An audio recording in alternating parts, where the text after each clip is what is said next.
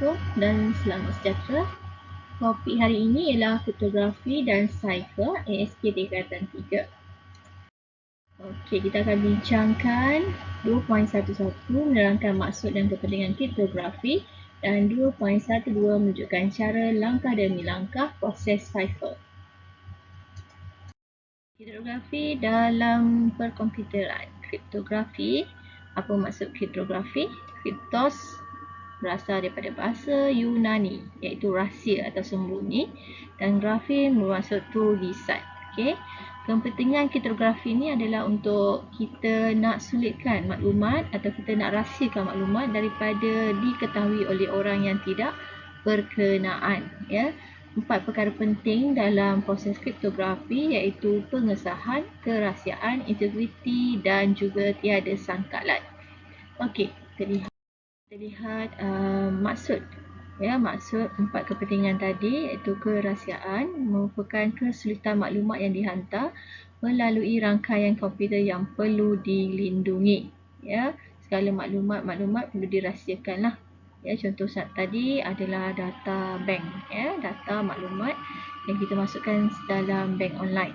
Okey, pengesahan, kita kena memastikan pihak yang sah sahaja menerima maklumat tersebut, dan integriti mengenal pasti keselamatan kepada sebarang perubahan maklumat, contohnya macam jumlah wang, nombor akaun dan sebagainya lah.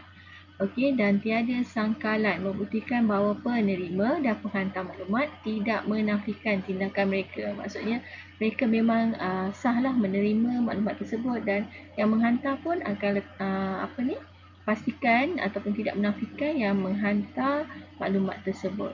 Okey. Seterusnya, okey, dalam topik ini 4 perkara penting yang kita perlu faham ialah tentang proses penyulitan, nyah sulit, teks biasa dan teks cipher. 2.1.2 proses cipher. Apa itu cipher? Okey, kita lihat kat sini. Cipher ialah cara atau algoritma rahsia yang digunakan untuk penyulitan dan nyah sulitan data atau mesej, ya. Jadi kita nak rahsiakan sebarang nota atau maklumat yang kita nak sampaikan kepada seseorang, ya, kita perlu rahsiakanlah supaya maklumat itu tidak sampai kepada orang yang tidak sepatutnya. Okey. Ini adalah algoritma, ya. Carta ahli bagaimana proses penyulitan dan nyah sulit berlaku, di mana satu teks biasa perlu disulitkan, ya, menggunakan proses encrypt, okey, dan akan bertukar kepada teks cipher. Teks cipher ni teks rahsia lah. Okey, dan apabila teks cipher diterima oleh individu tersebut, dia perlu tukarkan semula, ya, proses nyah sulit iaitu decryption, okey, kepada teks biasalah. Okey, dan supaya kita mudah faham, ya, supaya penerima tadi boleh faham apa mesej yang diterima. Situasi ini, ya, di mana seorang kanak-kanak bernama Aurora ingin berkenalan dengan seorang rakan baru. Jadi dia menghantar mesej, nama saya Aurora. Jadi orang tengah ataupun kita panggil sebagai postman, yang kita wakilkan sebagai postman, tidak akan faham maklumat tersebut apabila Aurora telah menjalankan penyulitan mesej, ya, iaitu menggunakan beberapa kaedah untuk menyulitkan mesej tersebut supaya postman ni tak boleh baca ataupun tak fahamlah. Jadi apabila surat ini sampai kepada rakan barunya akan nyah sulit, ya, nyah sulit maklumat tersebut iaitu proses decrypt. Okey, so dia akan fahamlah apa yang disampaikan oleh Aurora, iaitu nama saya Aurora, ya. So kita gunakan kod rahsia lah ni, ya. Sebelum mesej itu sampai kepada orang berkenaan, kita perlu rahsiakan dulu, ya. Okey.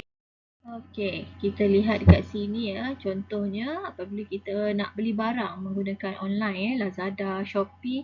Jadi kita akan masukkan maklumat menggunakan bank online, ya. Kita masukkan nombor akaun, berapakah bilangan duit yang kita nak transfer dan sebagainya. Jadi maklumat-maklumat ni adalah maklumat rahsia, ya.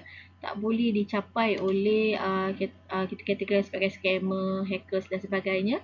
Jadi maklumat-maklumat yang kita isi dalam form ni mestilah disulitkan, ya, supaya orang tengah ataupun orang yang tidak sepatutnya terima itu masuklah ataupun menukar maklumat tersebut. Ya, tiba-tiba duit tu tak sampai kat Lazada atau Shopee, sampai dekat individu yang tidak bertanggungjawab ni. So kena berhati-hati. Okey. Okey, kita tengok dua contoh ya, laman yang disulitkan ya, yang ada integriti lah ya. Ada pengesahan ya, maksudnya yang selamat digunakan mesti ada HTTPS. Okey, contoh macam Maybank to you ni. Okey, jadi maklumat yang kita masukkan akan disulitkan lah ya, dirahsiakan daripada scammer ya, orang yang tidak bertanggungjawab lah ya. Dan ini yang bawah ni pula adalah contoh ya, contoh website yang not secure ya, laman yang tidak disulitkan, di mana kalau kita masukkan maklumat peribadi ya, mudah dicapai oleh pihak-pihak yang tidak bertanggungjawab lah. Ini bahayalah ya, kadang-kadang kita buat transfer money ke apa, so kemungkinan duit itu tak sampai pada orang yang berkenaan ya. So itu yang berlaku kadang-kadang kita nak masukkan hanya sebilangan amount saja, katalah RM50, tiba-tiba bank charge sampai RM500, tapi tak sampai kepada pihak yang sepatutnya ya, duit itu hilang macam tu je. Okey, so berhati-hatilah ya, pastikan kita menggunakan laman yang ada integriti ya, ada keselamatan di situ. Okey. Untuk yang seterusnya, slide yang akan datang 2.13, masihkan dan menterjemah mesej menggunakan kaedah cipher. Okey, ada 3 kaedah di sini: reverse cipher, substitution cipher dan transposition cipher. Okey, dan jadi kita akan gunakan antara ketiga-tiga kaedah ini ya. Kita akan belajar dalam slide yang akan datang bagaimana kita nak tukarkan teks biasa yang kita mudah faham pada teks yang disulitkan atau kita panggil teks cipher. Okey, kita jumpa dalam slide yang akan datang.